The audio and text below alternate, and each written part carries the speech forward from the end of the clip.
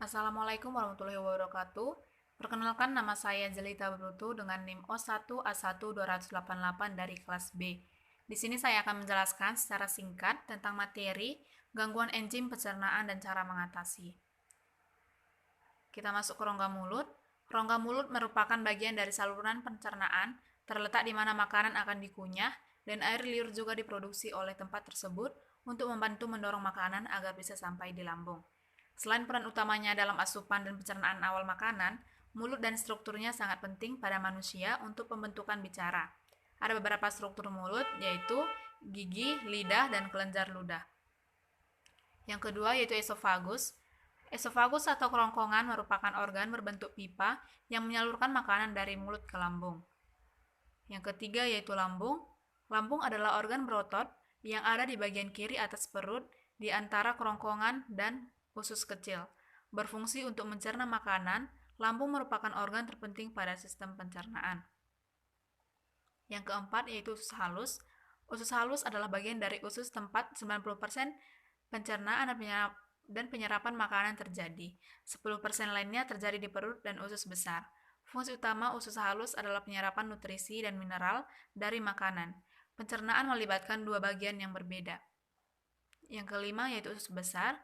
Usus besar adalah organ pencernaan yang mengelilingi seluruh rongga perut. Organ yang disebut juga dengan kolon memanjang dari sekum, kantung yang membutuhkan ileum atau ujung usus kecil, dengan kolon sampai ke anus. Yang keenam yaitu rektum. Rektum adalah bagian dari pencernaan manusia dengan panjang 10-15 cm. Letaknya berada di bagian akhir usus besar yang paling dekat dengan anus. Fungsi utama rektum adalah sebagai gudang penyimpanan sementara feses atau kotoran sebelum buang air besar atau BAB. Yang ketujuh yaitu anus. Anus adalah pembukaan yang dilewati oleh kotoran saat kotoran meninggalkan tubuh. Anus juga merupakan saluran pendek pada ujung rektum dan menjadi jalur keluarnya feses. Di sini ada beberapa enzim yang terlibat di organ pencernaan, yaitu 1. Amilase. Enzim amilase diproduksi di kelenjar liur, pankreas, dan usus halus. Yang kedua yaitu protease.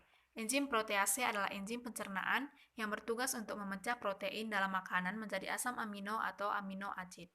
Yang ketiga yaitu lipase. Enzim lipase yang dapat bekerja dengan mengkatalisis hidrolisis ikatan ester. Yang keempat yaitu maltase.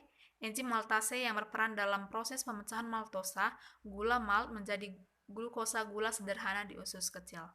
Yang kelima yaitu laktase.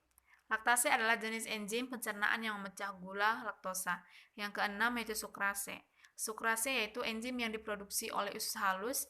Fungsi enzim ini adalah memecah sukrosa menjadi gula sederhana seperti fruktosa dan glukosa. Di sini ada jenis penyakit yang dihasilkan dari penghambatan enzim. Satunya yaitu penyakit Fabry. Penyakit genetik yang jarang berlaku, tetapi ia adalah penyakit yang serius dihasilkan dari penimbunan lemak. Penyebab penyakit Fabry ini disebabkan oleh mutasi genetik yang mengakibatkan defisiensi enzim yang disebut alpha-galaktosidase. Cacat genetik menyebabkan tubuh tidak cukup membuat enzim ini mengarah pada penumbukan lemak. Di sini juga ada obat untuk mengobati penyakit Fabry yaitu bernama Galafold, yaitu pendamping farmakologis mengandung migalastate hidrokloride sebagai bahan aktif. Cara pemberiannya juga atau cara penyerapannya itu setelah pemberian dosis oral Galafold sebanyak 123 mg, bioavailabilitas absolut dari migalastat adalah sekitar 75% dan waktu konsentrasi plasma ke puncak kira-kira selama 3 jam. Migalastate menunjukkan dosis proporsional meningkat pada dosis oral dari 75 mg sampai 1250 mg. Dosis 0,5 hingga 8,3 kali lipat dari yang disetujui dosis yang dianjurkan. Migalastat tidak menumpuk setelah pemberian sebanyak 123 mg Galafold setiap harinya. Demikianlah penjelasan saya tentang materi gangguan enzim dan cara mengobatinya dan jenis obatnya juga. Semoga dapat dipahami. Jika ada salah kata, mohon dimaafkan. Terima kasih.